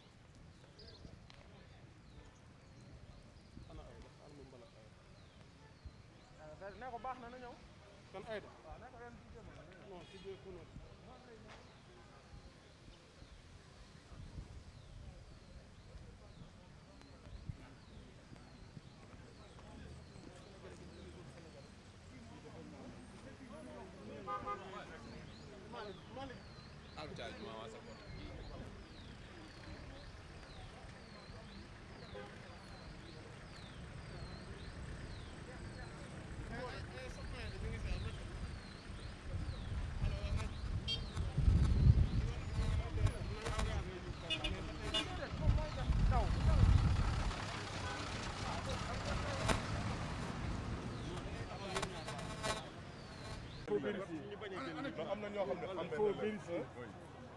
Le commissaire du Pouilleux est là. Le commissaire du Pouilleux est là. S'il a des gens qui peuvent vérifier, c'est soit dans les buts. On est venu à commissaire avec il y a une seule politique. D'abord, quand on est responsable, il faut se porter. C'est-à-dire, attendez, nous, c'est ici, quand les gens discutent. Parce que lui, on dit même qu'il soit étudiant. Ah bon? Un étudiant qui va faire des étudiants. Un étudiant qui peut placer son collègue. Qui a voulu mettre du fond. Et vérifiez, je vous demande de le vérifier. Non, il n'y a pas de problème. Mais le gars là qui voulait vérifier, c'est un niveau. Maintenant, attendez, on vous avait appelé. Quand vous avez commencé avant l'intervention, on vous a appelé. Attendez, on vous a appelé pour vous parler et comprendre le motif de votre grève. Le motif de notre grève, ce n'est rien d'autre. C'est retard lié aux bourses. Il y a beaucoup de choses. L'autorité nous a fait une sourde oreille depuis lors, jusqu'à présent, les étudiants n'ont pas reçu leur bourse pendant 2 mois. Ainsi que les bourses. Il y a beaucoup de combats à l'intérieur. Il va falloir qu'ils règlent ce problème le plus rapidement possible. Sinon, ils ne vont pas vous alléger la tâche parce qu'actuellement, ça risque de dégénérer. On ne peut plus contrôler la foule. Voilà, vous dites tantôt que depuis 2 mois, rien n'a été reçu de votre côté par rapport aux bourses. Je vous dis une chose. Oui. On n'est pas là pour charger qui que ce soit. Oui. On n'est pas là pour blesser qui que ce soit. Mais vos éléments ont non, attendez, vous m'écoutez. Sinon, je vous laisse terminer. Parlez d'abord. Allez-y. Sinon, si vous êtes plus responsable, on peut discuter. Parce que moi, j'ai besoin de parler avec un responsable. Allez-y, je vous écoute. Je vous dis très bien, avant l'arrestation, il y a eu des jets de pierre. Oui. Vous avez même une arme présentement, il paraît, avec vous. Ressoutez d'abord l'arme et on libère vos éléments. Qui a brisé, qui a cassé un poste radio, qui a blessé un commissaire de police. Donc soyons plus responsables et discutons. On n'est pas là pour vous combattre. Vous pensez que ça nous fait un plaisir de tirer des gueules envers des étudiants? Vous pensez que le fait que la rue là soit barrée et qu'il y ait des interventions à l'hôpital, que ces gens-là ne puissent pas passer, vous pensez que ça c'est bon? Vous pensez à vos parents qui utilisent vous pensez aux embouteillages que vous créez? Pensez tout d'abord à ça. On doit évoluer. Arrêtons de nous battre comme ça, comme des... Moi je me demande parfois, mais on est où? Quelle violence pour tenir des pierres, jeter ça sur un autre? Quel est le sens de ça? Venez nous voir, discuter avec... Attendez, la dernière fois, vous avez discuté avec nous. On a parlé à vos autorités. Tout à l'heure, c'est le directeur du COUD qui m'appelle. Le matin, je l'ai appelé. J'ai appelé le directeur des bourses. Les autorités de police sont en train de voir comment régler ce problème. Parce que ça, c'est une question de sécurité publique. Absolument. Nous, on est là pour gérer l'ordre public. Mais quand même, il nous faut comprendre. Il faut d'abord qu'on puisse comprendre le pourquoi vous êtes sortis. Venez nous voir. Dites-nous. Non, vous avez dit ça à qui? Non, je n'ai jamais reçu. En tout cas, le commissaire ne m'a pas rendu compte de ça. Moi, je suis le commissaire central. Je ne suis pas le commissaire du... Donc, vous avez votre doléance. On va porter ça. Je vais appeler tout de suite. J'ai parlé avec le directeur des bourses. Et si vous voulez même, je vous le passe. Non, il faut. L'État a des règles de fonctionnement. Il ne faut pas, il faut. Je vous dis, arrêtez cette mentalité. Enlevez ça de vos esprits. Raisonnons. Oui, mais vous savez, on est dans un État. Il y a des priorités. La santé est là. L'autre est là. Mais l'éducation, c'est aussi une priorité. Mais quand même, voilà, la Banque mondiale directement. C'est l'affaire des étudiants. Ayons la version du directeur des bourses. Ayons la version du directeur des cours. Je vais l'appeler tout de suite, vous allez lui parler. On était en conversation avec lui. Chef, rappelez-nous le nom. On est tout le temps en conversation avec lui. On est tout le temps en conversation avec lui. Chef, rappelez-nous le nom. Non, attends, je suis le commissaire central Dakar, le commissaire Dramé. Dramé, commissaire central. Donc vous étiez en train... Oui, passe d'abord. Voilà, donc... Non, vous savez, pour tout mouvement de foule, moi je dis aux étudiants, et je leur demande, non, après on va les libérer, je leur demande, quand on est dirigeant, parce que l'université quand même, la direction de l'université n'est pas donnée à n'importe qui. Quand on dirige des étudiants, il ne faut pas les amener ici. Il ne faut pas leur demander de balancer ni de brûler des véhicules de police. Il faut leur demander de penser aussi aux autres qui passent. Mais qu'ils viennent nous parler. Nous, c'est un peu. Nous, on va dire à notre autorité qu'à l'université, il y a un problème. Il y a les bourses. L'autorité va voir. Vous dites tantôt que vous avez eu à joindre au téléphone le DG du COUD. Donc, qu'en est-il de la situation? Regarde, il est là. Je n'ai pas encore parlé avec lui. Laissez-moi lui parler. On vous laisse parler avec le DG. Oui, on est là avec les étudiants. Voilà, donc je vous passe un étudiant sur lui. Voilà. Prenez, Cisco. L'étudiant est en train de... Voilà, donc c'est le DG du COUD, Maguette Sène, qui était au téléphone. Il discute, voilà, donc il est en train de discuter avec le responsable des étudiants, le porte-parole.